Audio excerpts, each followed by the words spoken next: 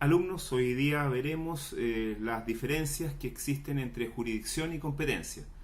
Elegí este tema porque es una materia que me ha llamado mucho la atención en el sentido de que los alumnos, cuando son interrogados para el examen de grado o incluso en el curso correspondiente semestral, me he dado cuenta que tienden a tener equívocos. ¿Por qué? Porque se fijan en algunos textos que han sido subidos a las redes, que no han meditado mucho la diferencia entre estos dos conceptos procesales.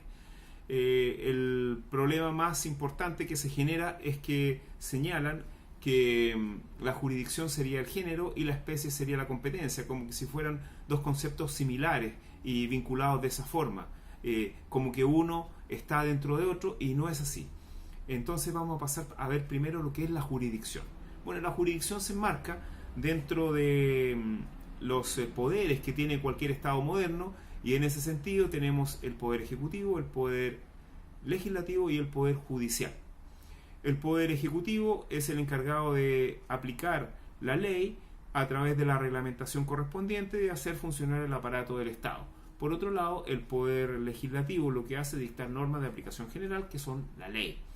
Ahora bien, la jurisdicción es el poder propio de los tribunales, y la jurisdicción es este poder deber de los radicado fundamentalmente en los tribunales, cuyo objetivo es resolver conflictos de interés de relevancia jurídica con efecto cosa juzgada. Así, tenemos que la jurisdicción tiene como objetivo resolver conflictos de intereses de relevancia jurídica. ¿Qué pasa con la competencia?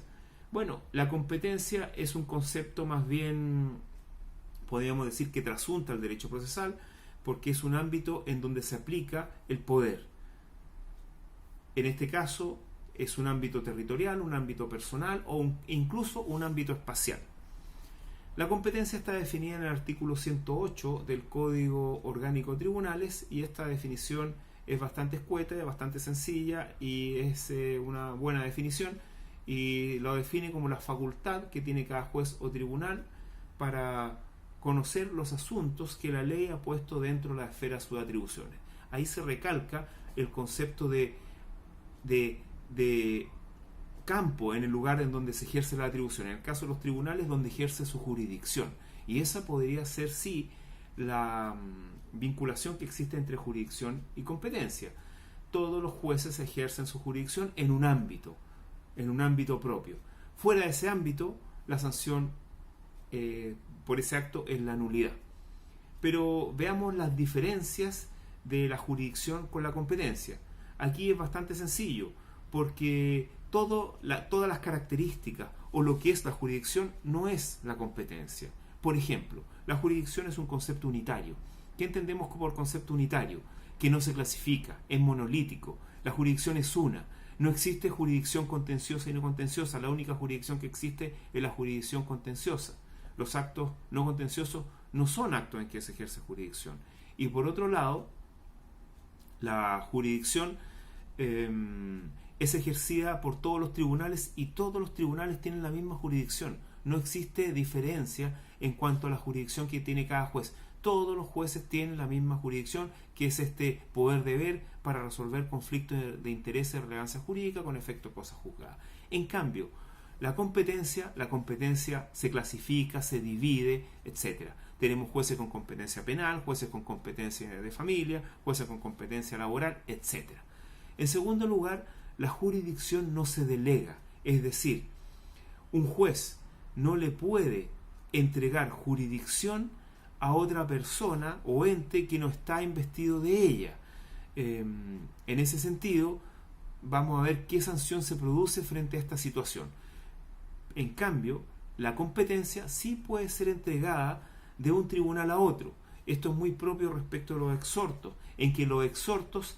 en que a través de los exhortos se entrega competencia a un tribunal, por ejemplo, que no tiene competencia, atribuciones para notificar una demanda en un determinado territorio.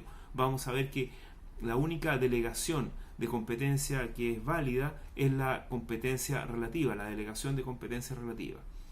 Por otro lado, en tercer lugar, la jurisdicción no se prorroga. ¿Qué significa? Que no puedo entregar jurisdicción a otro tribunal. ¿Por qué? Porque todos los tribunales tienen la misma jurisdicción tienen jurisdicción porque es un concepto único y monolítico. En cambio, los tribunales sí pueden entregar competencia a otro, o mejor dicho, un tribunal que no es naturalmente competente para conocer de un asunto. ¿Qué significa que no sea naturalmente competente? Significa que la ley no le estableció esa atribución o ese ámbito en el cual ejercer la jurisdicción, pero por un acuerdo entre las partes, ya sea expreso o tácito, se le puede entregar esa competencia. Esto es propio de la competencia, de la prórroga de la competencia, ya sea expresa o tácita. Ya sabemos que también se puede prorrogar competencia siempre y cuando sea competencia relativa, a través del pacto expreso, como todos sabemos, o a través de la prórroga tácita de la competencia, que es aquella institución en donde el demandante recurre a un tribunal que no es naturalmente competente y el demandado no reclama de dicha competencia. Ahora, por último, en cuanto a las sanciones.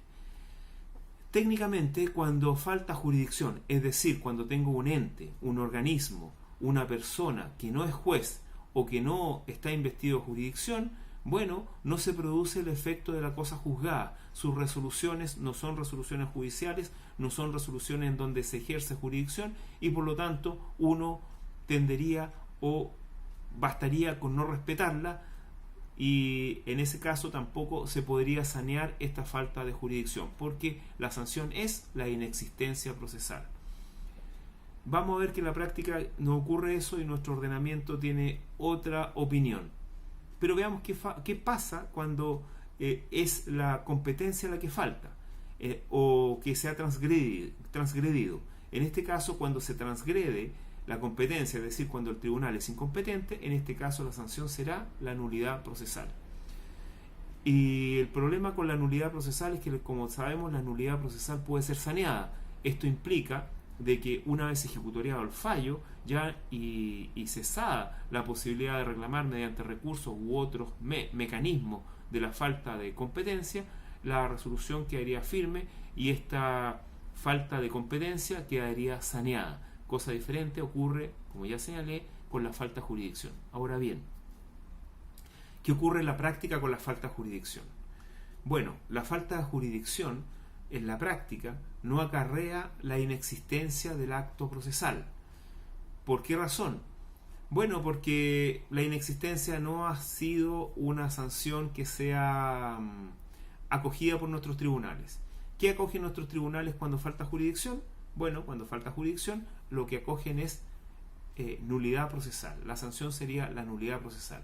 Un ejemplo de una situación en que falta la jurisdicción, bueno, el ejemplo clásico es el ejemplo del juez árbitro en que pasa su periodo de 2 años y sigue actuando. En ese caso, el juez árbitro dejaría de ejercer jurisdicción y sus resoluciones serían inexistentes. Pero como ya he señalado, nuestros tribunales lo que han hecho es sancionar esta falta de jurisdicción con nulidad procesal. Ahora bien, actualmente existe en nuestro ordenamiento jurídico existe positivamente esta opinión acogida en nuestro ordenamiento jurídico en el Código Procesal Penal. Si nosotros revisamos el Código Procesal Penal, en el artículo 35 se sanciona la delegación de funciones, es decir, la entrega de jurisdicción a una persona, a un funcionario judicial que no tiene dicha atribución, que no tiene la investidura, y dicha sanción es la nulidad procesal. Dice que el acto será nulo. Entonces tenemos que nuestra legislación procesal acoge como sanción a la falta de jurisdicción la nulidad procesal. Espero que le haya quedado claro, espero que no incurran en los errores que señalé al principio y cualquier cosa estoy a disposición de ustedes para que me escriban o me hagan algún comentario. Gracias.